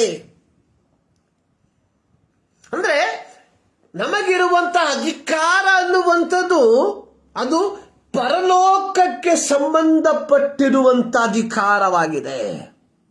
ಪರಲೋಕಕ್ಕೆ ಸಂಬಂಧಪಟ್ಟ ಅಧಿಕಾರವನ್ನುವಂಥದ್ದು ಒಬ್ಬರು ನಾಶವಾಗದೆ ಎಲ್ಲರೂ ನಿತ್ಯ ಜೀವವನ್ನ ಪಡೆಯಬೇಕೆಂಬುವಂಥದ್ದು. ಒಬ್ಬ ರಾಯಭಾರಿಯ ಜವಾಬ್ದಾರಿ ಅನ್ನುವಂಥದ್ದು ಈ ಲೋಕದಲ್ಲಿ ಜೀವಿಸುವಂತಹ ಪ್ರತಿಯೊಬ್ಬ ವ್ಯಕ್ತಿ ಯೇಸು ಕ್ರಿಸ್ತನ ಸುವಾರ್ತೆಯನ್ನ ಕೇಳಿ ಯೇಸು ಕ್ರಿಸ್ತನ ಸುವಾರ್ತೆಯಲ್ಲಿ ನಂಬಿಕೆ ಇಟ್ಟು ಯೇಸು ಕ್ರಿಸ್ತನ ಮಕ್ಕಳಾಗಿ ಮಾರ್ಪಡುವಂಥದ್ದು. ಇದಕ್ಕೋಸ್ಕರವಾಗಿ ದೇವರು ನಮ್ಮನ್ನು ಈ ಲೋಕದಲ್ಲಿ ಒಂದು ದೌತ್ಯದೊಂದಿಗೆ ಆತನು ಇಟ್ಟಿದ್ದಾನೆ. ನಾನು ಹೇಳಿದೆ, ರಾಯಭಾರಿಯ ಇನ್ನೊಂದು ಗುಣ ಅನ್ನುವಂಥದ್ದು ತನ್ನನ್ನು ಕಳುಹಿಸಿದ ದೇಶಕ್ಕೆ ತಾನು ವಾಸಿಸುವಂತಹ ದೇಶದ ಮಧ್ಯದಲ್ಲಿ ಸಂಧಾನವನ್ನ ಉಂಟು ಮಾಡುವಂಥದ್ದು. ಪ್ರಿಯರೇ, ನಮಗೆ ಕೊಟ್ಟಿರುವಂತಹ ಜವಾಬ್ದಾರಿ ಎನ್ನುವಂಥದ್ದು, ನಾವು ಪರಲೋಕದಿಂದ ದೇವರು ನಮಗೆ ಕೊಟ್ಟಿರುವಂತಹ ಅಧಿಕಾರವನ್ನುವಂಥದ್ದು, ದೇವರಿಂದ ದೂರ ಹೋಗಿರುವ ಜನರನ್ನ ದೇವರೊಟ್ಟಿಗೆ ಸಂಧಾನ ಪಡಿಸುವಂಥದ್ದು. ನೋಡಿ, ರಾಯಭಾರಿಗಳನ್ನ ಕಳುಹಿಸುವಂಥದ್ದು ಕೇವಲ ಮಿತ್ರ ರಾಷ್ಟ್ರಗಳಿಗೆ ಮಾತ್ರವಲ್ಲ, ನಮ್ಮನ್ನು ಹಿಂಸಿಸುವಂತಹ, ನಮ್ಮನ್ನು ದ್ವೇಷಿಸುವಂತಹ ದೇಶಗಳಿಗೂ ನಮ್ಮ ದೇಶದ ರಾಯಭಾರಿಗಳು ಹೋಗಿರುವಂತವರಾಗಿರುತ್ತಾರೆ. ಅವರ ಜವಾಬ್ದಾರಿ ಅನ್ನುವಂಥದ್ದು ಪರಸ್ಪರ ಸಂಧಾನದೊಂದಿಗೆ ಇರುವಂತಹ ಎಲ್ಲ ಅಡೆತಡೆಗಳನ್ನು ನಿವಾರಿಸಿ ಒಂದು ಉತ್ತಮವಾದ ಬಾಂಧವ್ಯವನ್ನ ದೇಶದ ನಡುವೆ ನಿರ್ಮಿಸುವಂಥದ್ದು. ಕ್ರಿಸ್ತನ ರಾಯಭಾರಿಗಳಾದ ನಮ್ಮ ಜವಾಬ್ದಾರಿ ಅನ್ನುವಂಥದ್ದು, ಕ್ರಿಸ್ತನೊಂದಿಗೆ ಸಂಧಾನವಾಗುವುದಕ್ಕೆ ಮನಸ್ಸಿಲ್ಲದೆ ಇರುವಂತಹ ಜನರನ್ನ ಕ್ರಿಸ್ತನೊಂದಿಗೆ ಸಂಧಾನ ಪಡಿಸುವಂಥದ್ದು. It is not easy. ಇದು ಸುಲಭಕರವಾದಂತಹ ಒಂದು ಜವಾಬ್ದಾರಿಯಲ್ಲ. ಈ ಲೋಕದಲ್ಲಿ ಒಬ್ಬ ರಾಯಭಾರಿಯಾಗಿ ಇರುವಂಥದ್ದು ಬಹಳ ಸುಲಭಕರವಾಗಿರಬಹುದು ಒಂದು ವಿಧದಲ್ಲಿ, ಆದರೆ ಕ್ರಿಸ್ತನ ರಾಯಭಾರಿಗಳಾಗಿ ಈ ಲೋಕದಲ್ಲಿ ಜೀವಿಸುವಂಥದ್ದು ಅಷ್ಟು ಸುಲಭಕರವಾದಂಥದ್ದಲ್ಲ. It's a great challenge. ಕಾರಣ, ಎರಡು ಶಕ್ತಿಗಳ ಮಧ್ಯದಲ್ಲಿ ನಾವು ನಿಂತವರಾಗಿದ್ದೇವೆ. ಒಂದು ಸೈತಾನನ ಶಕ್ತಿ, ಇನ್ನು ದೇವರ ಬಲ. ಸೈತಾನನು ಯೋಹಾನನ ಸುವಾರ್ತೆಯಲ್ಲಿ, ಯೋಹಾನನು ಹೇಳುವ ರೀತಿಯಲ್ಲಿ, ಸೈತಾನನು ಸುವಾರ್ತೆಯ ಬೆಳಕು ಪ್ರಕಾಶಗೊಳ್ಳದಂತೆ ಜನರ ಹೃದಯಗಳನ್ನ ಕುರುಡು ಮಾಡಿರುವಾಗ, ದೇವರ ಮಕ್ಕಳಾದ ನಾವುಗಳು ಯೇಸು ಸ್ವಾಮಿ ಹೇಳುವ ರೀತಿಯಲ್ಲಿ, ನಾನು ನಿಮ್ಮನ್ನು ಲೋಕಕ್ಕೆ ಬೆಳಕಾಗಿ ಇಟ್ಟಿದ್ದೇನೆ ಎಂಬುದಾಗಿ ಹೇಳಿರುವಾಗ, ಆ ಬೆಳಕಿನ ಮೂಲಕ ಸುವಾರ್ತೆಯ ಬೆಳಕು ಪ್ರಕಾಶಗೊಳ್ಳದಂತೆ ಕತ್ತಲಾಗಿರುವಂತಹ ಮನುಷ್ಯರ ಹೃದಯದಲ್ಲಿ ಈ ಬೆಳಕಿನ ಕಿಡಿಗಳನ್ನು ಹತ್ತಿಸಿ ಅವರನ್ನು ಕ್ರಿಸ್ತನೊಟ್ಟಿಗೆ ಸಂಧಾನ ಪಡಿಸುವಂತದ್ದಾಗಿದೆ ಕ್ರಿಸ್ತನ ರಾಯಭಾರಿಯ ಕರ್ತವ್ಯ. ಪ್ರಿಯರೇ, ಈ ಒಂದು ಜವಾಬ್ದಾರಿಯಲ್ಲಿ ನಾವು ಎಷ್ಟರ ಮಟ್ಟಿಗೆ ಕಾರ್ಯಪ್ರವೃತ್ತರಾಗಿದ್ದೇವೆ ಎಂಬುವಂಥದ್ದನ್ನ ಒಂದು ಸಾರಿ ಯೋಚಿಸಬೇಕಾಗಿರುವಂಥದ್ದು ಬಹಳ ಪ್ರಾಮುಖ್ಯ. ನೋಡಿ, ಮಾರ್ಕನ ಸುವಾರ್ತೆ 6ನೇ ಅಧ್ಯಾಯ ಅದರ 7ರಿಂದ 13 ವಾಕ್ಯಗಳಲ್ಲಿ ಯೇಸು ಸ್ವಾಮಿ ತಾನು ಆರಿಸಿಕೊಂಡಂತಹ ಶಿಷ್ಯರಿಗೆ ಇಬ್ಬಿಬ್ಬರಾಗಿ ಅವರಿಗೆ ಸೇವೆಗಾಗಿ ಕಳುಹಿಸುವಂತಹ ಒಂದು ಸಂಭವ ಕಥೆ ಇಲ್ಲಿ ಬರೆದಿರುವಂತದ್ದಾಗಿ ನಾವು ನೋಡುತ್ತೇವೆ. ಅಲ್ಲಿ ಹೇಳಿರುವಂಥದ್ದು ನೋಡಿ, ಮಾರ್ಕನ ಸುವಾರ್ತೆ 6ನೇ ಅಧ್ಯಾಯ 7ನೇ ವಾಕ್ಯ, ಆತನು ಹಳ್ಳಿ ಪಳ್ಳಿಗಳನ್ನು ಸುತ್ತಿಕೊಂಡು ಉಪದೇಶ ಮಾಡುತ್ತಾ ಬಂದನು ಮತ್ತು 12 ಮಂದಿ ಶಿಷ್ಯರನ್ನು ಹತ್ತಿರಕ್ಕೆ ಕರೆದು ಅವರನ್ನು ಇಬ್ಬಿಬ್ಬರಾಗಿ ಕಳುಹಿಸಲಾರಂಭಿಸಿದನು. ಕಳುಹಿಸುವಾಗ ಅವರಿಗೆ ದೆವ್ವಗಳ ಮೇಲೆ ಅಧಿಕಾರ ಕೊಟ್ಟನು. ದೆವ್ವಗಳ ಮೇಲೆ, ನಾನು ಹೇಳಿದೆ, ಸಂಧಾನ ಪಡಿಸುವಂಥದ್ದು. ಮನುಷ್ಯನು ದೇವರೊಂದಿಗೆ ಸಂಧಾನವಾಗದೆ ಇರುವುದಕ್ಕೆ ಕಾರಣ ಸೈತಾನನು ಅವನ ಜೀವಿತದಲ್ಲಿ ಆಳ್ವಿಕೆಯನ್ನ ನಡೆಸುವುದರಿಂದ. ಒಬ್ಬ ವ್ಯಕ್ತಿ ಸುವಾರ್ತೆಯನ್ನ ಅಂಗೀಕಾರ ಮಾಡದೆ ಇರುವುದಕ್ಕೆ ಕಾರಣ ಆ ವ್ಯಕ್ತಿ ಸೈತಾನನಿಂದ ನಿಯಂತ್ರಿಸಲ್ಪಡುವವನಾದುದರಿಂದ. ಕೌಟುಂಬದಲ್ಲಿ ಜಗಳಗಳಿಗೆ ಕಾರಣ ಒಬ್ಬ ವ್ಯಕ್ತಿ ಸೈತಾನನಿಂದ ನಿಯಂತ್ರಿಸಲ್ಪಡುವವನಾದ ಕಾರಣ. ನೋಡಿ, ಇಬ್ಬರನ್ನ ನಾವು ಸಂಧಾನ ಪಡಿಸಬೇಕಾದರೆ ಇವರಿಬ್ಬರ ಮಧ್ಯದಲ್ಲಿ ಇರುವಂತಹ ಮೂರನೇ ವ್ಯಕ್ತಿ ಯಾರೆಂಬುದಾಗಿ ನಾವು ಕಂಡುಹಿಡಿಬೇಕು. ಯಾಕಂದ್ರೆ ಈ ಇಬ್ಬರ ಜಗಳ ಮೂರನವರೆಗೆ ಲಾಭ ಎಂಬ ಒಂದು ಗಾದೆ ಮಾತ್ರ ನಮಗೆ ಗೊತ್ತು. ಸೊ ಎ ಎಂಬ ನಾನು ಬಿ ಎಂಬ ಇನ್ನೊಬ್ಬ ವ್ಯಕ್ತಿಯೊತ್ತಿಗೆ ಜಗಳಕ್ಕೆ ಕಾರಣವಾಗತಕ್ಕ ಕಾರಣ ಸಿ ಎಂಬ ಮೂರನೇ ವ್ಯಕ್ತಿಯಾಗಿರ್ತಾನೆ. ಸೊ ಈ ಸಿ ಎಂಬ ಮೂರನೇ ವ್ಯಕ್ತಿಯನ್ನ ನಾವು ಸರಿಯಾಗಿ ನಿರ್ವಹಿಸದೆ ಹೋದರೆ ಪರಸ್ಪರ ಸಂಧಾನವನ್ನು ಮಾಡಿಕೊಳ್ಳುವುದಕ್ಕೆ ಸಾಧ್ಯವಿಲ್ಲ. ಇಲ್ಲಿ ಯೇಸು ಸ್ವಾಮಿ ತನ್ನ ಶಿಷ್ಯರನ್ನ ಕಳುಹಿಸುವಾಗ ಅವರಿಗೆ ಕೊಟ್ಟಂಥದ್ದು ಎಲ್ಲ ದೆವ್ವಗಳ ಮೇಲೆ ಅಧಿಕಾರವನ್ನ ಕೊಟ್ಟನು. ಒಬ್ಬ ರಾಯಭಾರಿಗೆ ಬೇಕಾದಂಥದ್ದು ಅಧಿಕಾರವಿಲ್ಲದ ವ್ಯಕ್ತಿ ಬೇರೊಂದು ದೇಶದಲ್ಲಿ ಹೋಗಿ ವಾಸಿಸುವುದರಿಂದ ಯಾವ ಪ್ರಯೋಜನವೂ ಇಲ್ಲ. ಅವನಿಗೆ ಅಧಿಕಾರವನ್ನ ಕೊಟ್ಟಿರುವುದಾದರೆ, ಸಂಧಾನ ಮಾಡುವುದಕ್ಕೆ ಅಧಿಕಾರವನ್ನ ಕೊಟ್ಟಿರುವುದಾದರೆ, ತನಗೆ ಲಭಿಸಿರುವಂತಹ ಅಧಿಕಾರವನ್ನು ಉಪಯೋಗಿಸಿ ಪರಸ್ಪರ ಹೊಂದಾಣಿಕೆ ಮಾಡುವ ಕೆಲಸಕ್ಕೆ ಆ ವ್ಯಕ್ತಿ ಕೈ ಹಚ್ಚುವಂತವನಾಗಿರುತ್ತಾನೆ. ಪ್ರಿಯರೇ, ಕ್ರಿಸ್ತನ ರಾಯಭಾರಿಗಳು ಅಂದ್ರೆ ಭಾನುವಾರದ ದಿನ ಬಿಳಿ ಶರ್ಟ್ ಹಾಕಿ ಕಪ್ಪು ಪ್ಯಾಂಟ್ ಹಾಕಿ ಆಲಯಕ್ಕೆ ಹೋಗುವಂಥದ್ದಲ್ಲ. To be a ambassador means ಒಬ್ಬ ರಾಯಭಾರಿ ಅನ್ನುವಂಥದ್ದು ಕ್ರಿಸ್ತನೊಂದಿಗೆ ಸಂಧಾನವಾಗದೆ ಇರುವ ವ್ಯಕ್ತಿಯನ್ನ ಕ್ರಿಸ್ತನೊಂದಿಗೆ ಸಂಧಾನಪಡಿಸುವಂಥದ್ದು.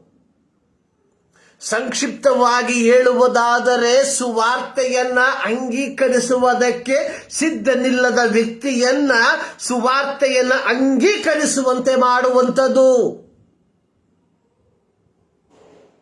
ಸೊ ಅದಕ್ಕೆ ಒಬ್ಬ ರಾಯಭಾರಿ ತನ್ನನ್ನು ತರಬೇತಿ ಪಡಿಸಿಕೊಳ್ಳಬೇಕಾಗಿರುವಂಥದ್ದು ಬಹಳ ಪ್ರಾಮುಖ್ಯ. ನಾನು ಹೇಳಿದೆ, ಒಬ್ಬ ವ್ಯಕ್ತಿ ರಾಯಭಾರಿ ಆಗುವಂತ ವ್ಯಕ್ತಿ ಮೊದಲು ಪ್ರಜೆಯಾಗಿರಬೇಕು. ನಾವು ಪರಲೋಕದ ಪೌರತ್ವವನ್ನು ಪಡೆದುಕೊಂಡಿರಬೇಕು. ಎರಡನೇದಾಗಿ ಅವನು ವಿದ್ಯಾರ್ಹತೆ ಉಳ್ಳವನಾಗಿರ್ಬೇಕು. ಅಂದ್ರೆ ಯಾವ್ದಾದ್ರು ಬೈಬಲ್ ಕಾಲೇಜಲ್ಲಿ ಹೋಗ್ಬಿಟ್ಟು ಕಲಿಬೇಕು, ಡಿಗ್ರಿ ಪಡೆದುಕೊಳ್ಬೇಕು ಎಂಬುದಾಗಿ ಅಲ್ಲ. ಅಂದ್ರೆ ಓದಲೇಬಾರ್ದು ಅಂತಲ್ಲ. You should study the word of God in systematical way. ವ್ಯವಸ್ಥಿತವಾಗಿ ದೇವರ ವಾಕ್ಯವನ್ನು ಕಲಿಬೇಕಾಗಿರುವಂಥದ್ದು ಬಹಳ ಪ್ರಾಮುಖ್ಯ. ಸತ್ಯವೇದ ಶಾಲೆಗಳಲ್ಲಿ ಅದನ್ನ ಚೆನ್ನಾಗಿ ಕಲಿಸ್ತಾರೆ. We should do that. If you have the opportunity, ನಿಮಗೆ ಅವಕಾಶ ಇರುವುದಾದ್ರೆ ದೇವರ ವಾಕ್ಯವನ್ನು ಕಲಿಯುವಂಥದ್ದು ಒಳ್ಳೆಯ ಕೆಲಸ.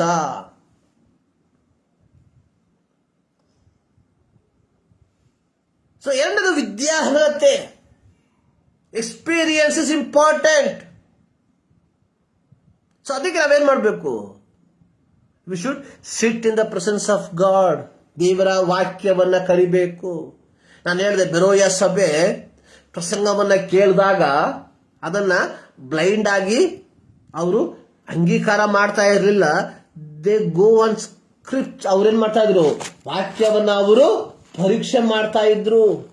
ಸೊ ಅದರ ಮೂಲಕವಾಗಿ ಅವರು ಏನು ಪ್ರಸಂಗಿಸುವಂತಹ ಕಾರ್ಯಗಳು ಸರಿಯೋ ತಪ್ಪೋ ಎಂಬುವಂಥದ್ದನ್ನ ಅವರು ತಿಳುಕೊಳ್ಳುವಂಥವರಾಗಿದ್ದರು. ಸೊ ಇದು ನಮ್ಮಲ್ಲಿ ಇರಬೇಕಾದಂತಹ ಒಂದು ಗುಣಲಕ್ಷಣ. ನಾನು ಪ್ರಾರಂಭದಲ್ಲಿ ಹೇಳಿದೆ, ವೈಯಕ್ತಿಕವಾಗಿ ನಾವು ದೇವರ ವಾಕ್ಯವನ್ನ ಓದುವಂಥವರು ಮಾತ್ರವಲ್ಲ, ವೈಯಕ್ತಿಕವಾಗಿ ದೇವರ ವಾಕ್ಯವನ್ನ ನಾವು ಧ್ಯಾನಿಸುವಂಥವರು, ಅದಕ್ಕನುಸಾರವಾಗಿ ನಮ್ಮ ಜೀವಿತವನ್ನ ನಿರ್ವಹಿಸುವಂಥವರು ಆಗಿರಬೇಕು. ಸೊ ಈಗ ನಾವು ನೋಡುವಂತಹ ಇನ್ನೊಂದು ಗುಣ ಅನ್ನುವಂಥದ್ದು, ಒಬ್ಬ ರಾಯಭಾರಿ ಎ ಎಂಬ ದೇಶದಿಂದ ಬಿ ಎಂಬ ದೇಶಕ್ಕೆ ಒಬ್ಬ ವ್ಯಕ್ತಿಯನ್ನ ರಾಯಭಾರಿಯಾಗಿ ಕಳುಹಿಸುವಾಗ ಕಳುಹಿಸುವಂತಹ ದೇಶ ಆ ವ್ಯಕ್ತಿಗೆ ಬೇಕಾದಂತಹ ಊಟ, ವಸತಿ ಇವುಗಳ ಕುರಿತಾಗಿ ಕಾರ್ಯಗಳನ್ನು ನಿರ್ವಹಿಸುವಂಥದ್ದಾಗಿದೆ. ಅವರಿಗೆ ಬೇಕಾಗಿರುವಂಥದ್ದೆಲ್ಲವನ್ನ, ಅಂದರೆ ಅವರ ಜೀವಿತಕ್ಕೆ ಬೇಕಾಗಿರುವಂಥದ್ದೆಲ್ಲವನ್ನ ಅದು ಒದಗಿಸಿಕೊಡುವಂಥದ್ದಾಗಿದೆ. ರಾಯಭಾರಿಯಾಗಿ ಹೋಗುವಂತಹ ವ್ಯಕ್ತಿ ತಾನು ಹೋಗುವಂತಹ ದೇಶದಲ್ಲಿ ತನ್ನ ಖರ್ಚಿಗೋಸ್ಕರವಾಗಿ ದುಡಿಯುವಂತಹ ಅವಶ್ಯಕತೆ ಇಲ್ಲ.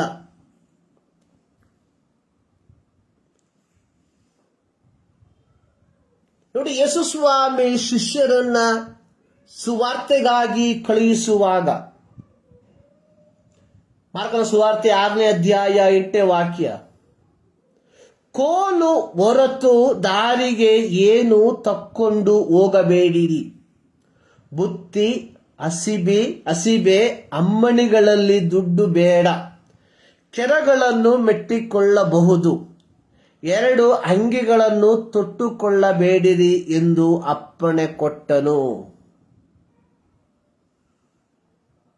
ನೋಡಿ, ಯೇಸು ಸ್ವಾಮಿ 12 ಮಂದಿ ಶಿಷ್ಯರ ಗುಂಪನ್ನು 6 ವಿವಿಧ ಸ್ಥಳಗಳಿಗೆ ಇಬ್ಬಿಬ್ಬರಾಗಿ ರಾಯಭಾರಿಗಳಾಗಿ ಕಳುಹಿಸುವಾಗ ಅವರಿಗೆ ಹೇಳಿದಂಥದ್ದು,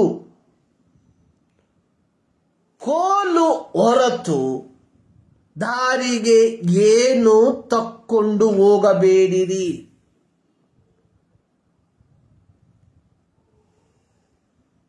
ನಾನು ಒಂದು ಕಾರ್ಯವನ್ನ ಹ್ಯಾಡ್ ಮಾಡ್ತೇನೆ, ವಾಕ್ಯಕ್ಕಲ್ಲ, ಒಂದು ಮಾತು ಹೇಳ್ತೇನೆ. ದೇವರು ಕೊಟ್ಟಿರುವ ಅಧಿಕಾರವನ್ನು ಹೊರತು ಸೇವೆಗಾಗಿ ಏನನ್ನು ತಕ್ಕೊಂಡು ಹೋಗಬೇಡಿರಿ. ಇಂದು ಅನೇಕರು ಸೇವೆಗಾಗಿ ಹೋಗುವಂಥದ್ದು ದೇವರಿಂದ ಅಧಿಕಾರವನ್ನ ಪಡೆದುಕೊಳ್ಳದೆ, ಇದರ ಮೂಲಕವಾಗಿ ಅವರ ಜೀವಿತದಲ್ಲಿ ಒಂದು ದೈವಿಕವಾದ ಉನ್ನತಿಯನ್ನ ಸೇವೆಯಲ್ಲಿ ಹೊಂದಿಕೊಳ್ಳುವುದಕ್ಕೆ ಕಾಣುವುದಿಲ್ಲ. ದೇವರ ಅಧಿಕಾರವಿಲ್ಲದೆ ಸೇವೆಗೆ ಹೋಗುವಂತವರು ಮಾಡುವ ಕೆಲಸ ಬೇರೆ ಸಭೆಗಳಿಗೆ ಹೋಗುವಂತಹ ಜನರನ್ನ ತಮ್ಮೊಟ್ಟಿಗೆ ಕರಕೊಳ್ಳುವಂಥದ್ದು. ಇದು ನಿಜವಾಗಲೂ ಅತ್ಯಂತ ಘೋರವಾದ ಪಾಪವಾಗಿದೆ. ಅತ್ಯಂತ ಘೋರವಾದ ಪಾಪ ಇದು. ಬೇರೆಯವರು ಕಷ್ಟಪಟ್ಟು ದೇವರ ಸೇವೆ ಮಾಡಿ ಜನರನ್ನು ರಕ್ಷಣೆಯ ಅನುಭವಕ್ಕೆ ಕರೆತಂದಿರುವಾಗ ದೇವರ ಅಧಿಕಾರವಿಲ್ಲದೆ ಇರುವಂತಹ ವ್ಯಕ್ತಿ, ದೇವರ ಯಾವ ಕೃಪಾವರಗಳು ಇಲ್ಲದೆ ಇರುವಂತಹ ಒಬ್ಬ ವ್ಯಕ್ತಿ ಸುಳ್ಳಾದ ಬೋಧನೆಗಳನ್ನ ಹೇಳಿ, ಸುಳ್ಳಾದ ಪ್ರವಾದನೆಗಳನ್ನ ಹೇಳಿ, ಇಲ್ಲ ಸಲ್ಲದ ಅಧಿಕಾರದ ಮೋಹಗಳನ್ನ ಜನರಿಗೆ ಕೊಟ್ಟು ಅಲ್ಲಿಂದ ತನ್ನೊಂದಿಗೆ ಸೇರಿಸಿಕೊಳ್ಳುವಷ್ಟು ಘೋರವಾದ ಪಾಪ ಲೋಕದಲ್ಲಿ ಮತ್ತೊಂದಿಲ್ಲ. ಕಾರಣ ಅವರಿಗೆ ಅಧಿಕಾರವಿಲ್ಲ. ನೋಡಿ, ಇಲ್ಲಿ ಯೇಸು ಸ್ವಾಮಿ ಕೋಲು ಹೊರತು ದಾರಿಗೆ ಏನು ತಕೊಂಡು ಹೋಗ್ಬೇಡ್ರಿ. ನೋಡಿ, ಬುತ್ತಿ ಅಂದ್ರೆ ಊಟ ಕಟ್ಕೊಂಡು ಹೋಗ್ಬೇಡಿ, ಹಸಿಬೆ, ಅಮ್ಮಣಿಗಳಲ್ಲಿ, ಪಾಕೆಟ್ಗಳಲ್ಲಿ ದುಡ್ಡು ಇಟ್ಕೊಂಡು ಹೋಗ್ಬೇಡಿ, ಕೆರಗಳನ್ನು ಹಾಕೊಂಡು ಹೋಗಿ ಆದ್ರೆ 2 ಅಂಗಿ ಧರಿಸಿಕೊಳ್ಬೇಡ್ರಿ. ಕಾರಣ ನಿಮ್ಮನ್ನ ಒಬ್ಬ ರಾಯಭಾರಿಯಾಗಿ ಕಳುಹಿಸಿರುವಂಥದ್ದು ಪರಲೋಕದ ದೇವರು, ಭೂಮಿಯ ಆಕಾಶವನ್ನು ಉಂಟು ಮಾಡಿದ ದೇವರು. ಆ ದೇವರು ನಿಮಗಾಗಿ ಎಲ್ಲವನ್ನ ಒದಗಿಸುವುದಕ್ಕೆ ಶಕ್ತನಾಗಿದ್ದಾನೆ. ಎಲ್ಲವನ್ನು ಎಂಬುದಾಗಿ ಹೇಳುವಾಗ ಈ ಲೋಕದಲ್ಲಿ ಕಾಣುವಂತ ಎಲ್ಲ ಅಲ್ಲ, ನಮ್ಮ ಅವಶ್ಯಕತೆಗಳಿಗೆ ಬೇಕಾಗಿರುವಂಥದ್ದು. ವಾಸ ಮಾಡೋದಕ್ಕೆ ಒಂದು ಮನೆ ಬೇಕು, ಎಲ್ಲೋ ಒಂದು ಕಡೆ ದೇವ್ರು ಕೊಡ್ತಾನೆ. ಉಡುವುದಕ್ಕೆ ವಸ್ತ್ರ ಬೇಕು, ದೇವರು ಕೊಡ್ತಾನೆ. ತಿನ್ನುವುದಕ್ಕೆ ಆಹಾರ ಬೇಕು, ದೇವರು ಕೊಡ್ತಾನೆ. ನಾನು ಇವತ್ತು ಮುಂಜಾನೆ ಒಂದು ಕಾರ್ಯ ಯೋಚನೆ ಮಾಡ್ತಾ ಇದ್ದೆ. ಅಹಾಬನ ಇಜಬೇಲಳ ಮಾತಿಗೆ ಭಯಪಟ್ಟು ಎಲೀಯನು ಕೆರಿತ್ ಹಳ್ಳದಲ್ಲಿ ಇದ್ದಂತಹ ಸಂದರ್ಭದಲ್ಲಿ ಯೆಹೋವನಾದ ದೇವರು ಕಾಗೆಗೆ ಆಜ್ಞಾಪಿಸಿದರ ಫಲವಾಗಿ ಎಲೀಯನಿಗೆ ಬೇಕಾದಂತಹ ರೊಟ್ಟಿ, ಎಲೀಯನಿಗೆ ಬೇಕಾದಂತಹ ಮಾಂಸ, ಎಲೀಯನಿಗೆ ಬೇಕಾದಂತಹ ನೀರು ಲಭಿಸುತ್ತಿತ್ತು.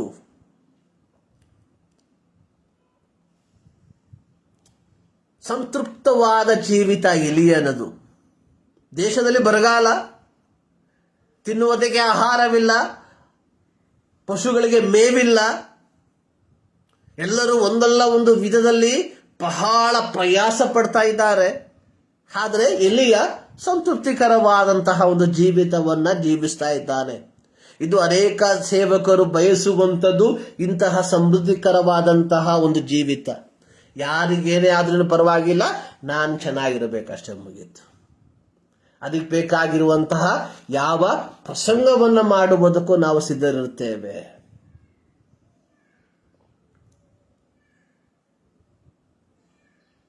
ಅಲ್ವಾ? ನಿಮ್ಮ ಮನೆಯಲ್ಲಿ ಏನಿದೆ ಏನಿಲ್ಲ ಅನ್ನುವಂಥದ್ದು ಮುಖ್ಯ ಅಲ್ಲ. ಮೊದಲು ನೀವು ಕಾಣಿಕೆ ಕೊಡಿ, ಮೊದಲು ನೀವು ದಶಮ ಭಾಗ ಕೊಡಿ.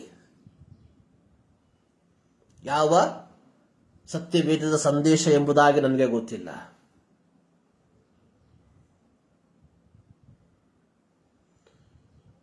ಸೊ ಇಲ್ಲಿ ನಾವು ನೋಡುವಂತಹ ಒಂದು ಕಾರ್ಯ, ಯೇಸು ಸ್ವಾಮಿ ತನ್ನ ಶಿಷ್ಯರನ್ನ ಕಳುಹಿಸುವಾಗ ಅವರಿಗೆ ಹೇಳಿರುವಂಥದ್ದು, ಅಧಿಕಾರ ಇರಲಿ, ಸ್ವಲ್ಪ ಕೋಲಿರಲಿ, ಆದರೆ ಬುತ್ತಿ ಬೇಡ, ಹಸಿವೆ ಬೇಡ, ಅಮ್ಮಣಿ ಬೇಡ, ಕೆರ ಹಾಕ್ಬೋದು, 2 ಅಂಗಿಗಳನ್ನು ತೊಟ್ಕೊಳ್ಬೇಡಿ, ಒಂದು ಸಾಕು. ಸೊ ಹೀಗೆ ಅಧಿಕಾರದೊಂದಿಗೆ ಹೋದಂತಹ ಶಿಷ್ಯರು 12ನೇ ವಾಕ್ಯ, ಅವರು ಹೊರಟು ಹೋಗಿ ಜನರಿಗೆ ದೇವರ ಕಡೆಗೆ ತಿರುಗಿಕೊಳ್ಳಬೇಕೆಂದು ಸಾರಿ ಅನೇಕ ದೆವ್ವಗಳನ್ನು ಬಿಡಿಸಿ ಅನೇಕ ರೋಗಿಗಳಿಗೆ ಎಣ್ಣೆ ಹಚ್ಚಿ ವಾಸಿ ಮಾಡಿದರು. ಅಧಿಕಾರದಿಂದ ಸೇವೆಗಾಗಿ ಹೋದಂತಹ ರಾಯಭಾರಿಗಳಾದ ಶಿಷ್ಯರು, ಅವರು ತಮ್ಮ ದೌತ್ಯದಲ್ಲಿ ಪೂರ್ಣ ವಿಜಯಶಾಲಿಗಳಾದರು. ಎಲ್ಲ ರಾಯಭಾರಿಗಳು, ಒಂದು ದೇಶದಿಂದ ಹೋಗುವಂತಹ ಎಲ್ಲ ರಾಯಭಾರಿಗಳು 100ರಷ್ಟು ವಿಜಯಗಳನ್ನ ಹೊಂದಿಕೊಳ್ಳುತ್ತಾರೆ ಎಂಬುದಾಗಿ ಹೇಳಿಕೊಳ್ಳುವುದಕ್ಕೆ ಸಾಧ್ಯವಿಲ್ಲ.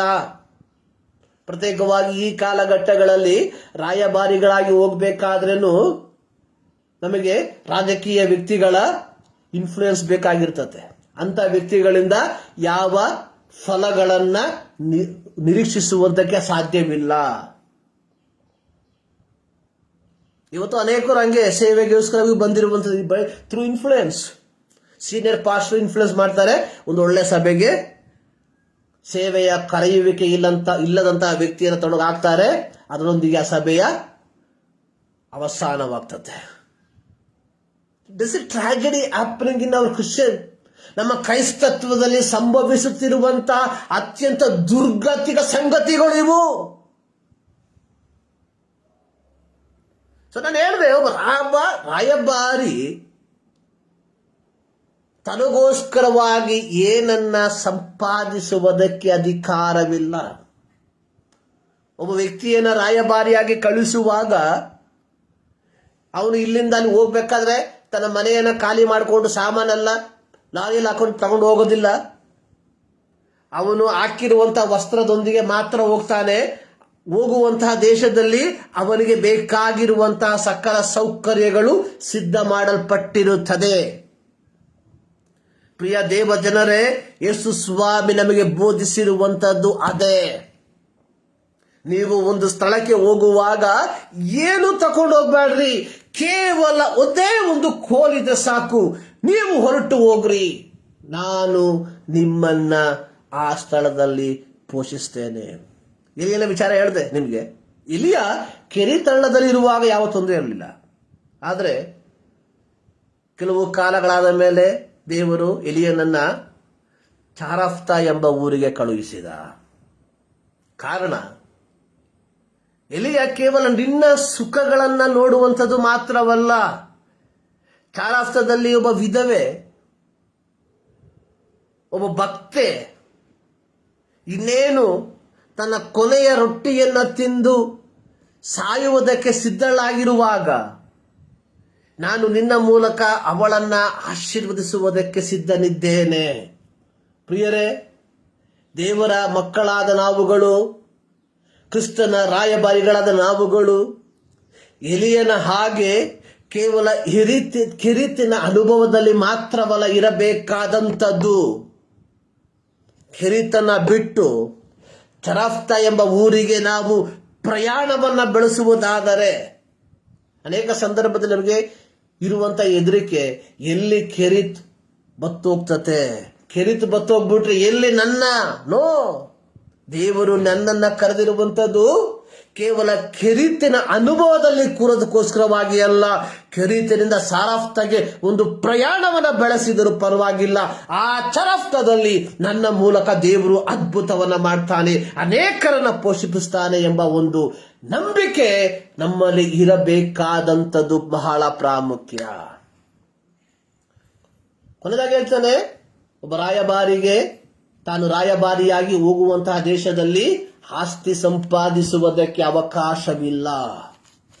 No provision.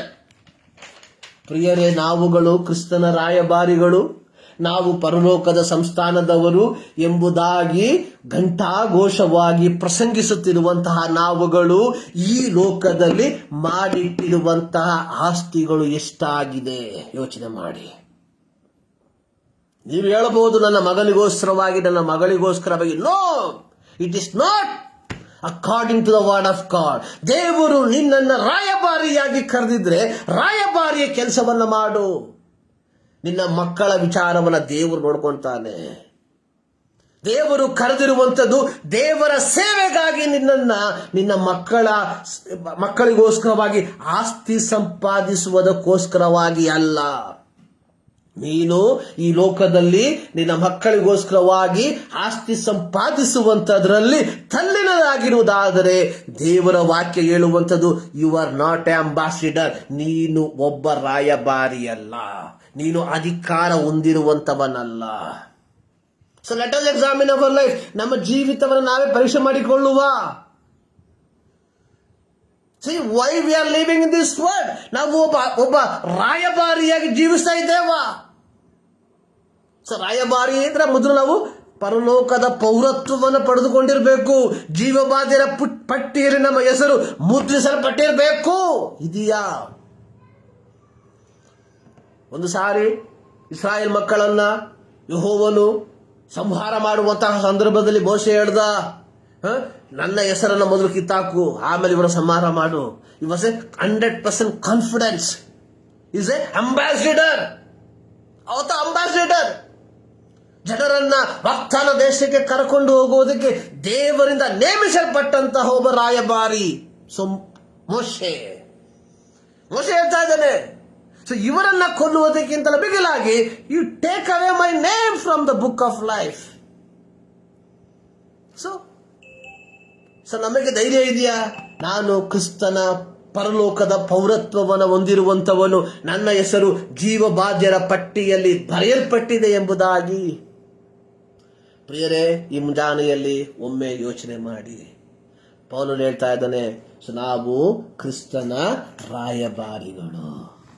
ಪೌಲನು ಹೇಳುವಂತಹ ಇನ್ನೊಂದು ಮಾತು, ದೇವರ ಕೃಪೆಯನ್ನ ಹೊಂದಿದವರಾದ ನಾವುಗಳು ಅದನ್ನು ವ್ಯರ್ಥ ಮಾಡಿಕೊಳ್ಬಾರ್ದು.